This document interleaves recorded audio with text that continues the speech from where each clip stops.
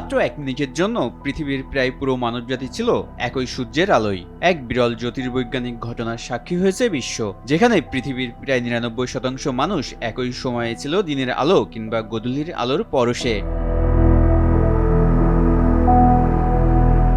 বাংলাদেশ সময় বিকাল ৫টা ১০ দিকে তৈরি হয় এই বিরল মুহূর্ত। তখন উত্তর ও দক্ষিণ আমেরিকা, ইউরোপ, আফ্রিকা এবং এশিয়ার অধিকাংশ অঞ্চল ছিল সূর্যের আলোয় আলোকিত। বিপরীতে অস্ট্রেলিয়া, নিউজিল্যান্ড, অ্যান্টার্কটিকা এবং দক্ষিণ পূর্ব এশিয়ার কিছু অংশে নেমে এসেছিল রাত।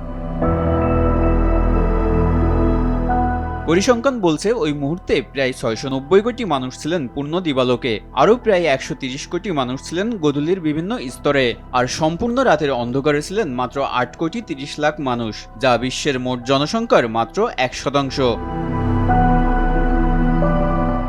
অনেকের ধারণা এমন ঘটনা শুধু ৮ জুলাই ঘটে, তবে জ্যোতির্বৈজ্ঞানিকদের ব্যাখ্যা ভিন্ন।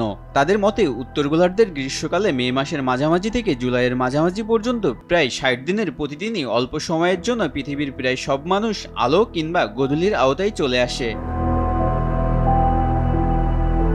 জুনের দীর্ঘতম দিনের পর সূর্য ধীরে ধীরে দক্ষিণমুখী হতে শুরু করে।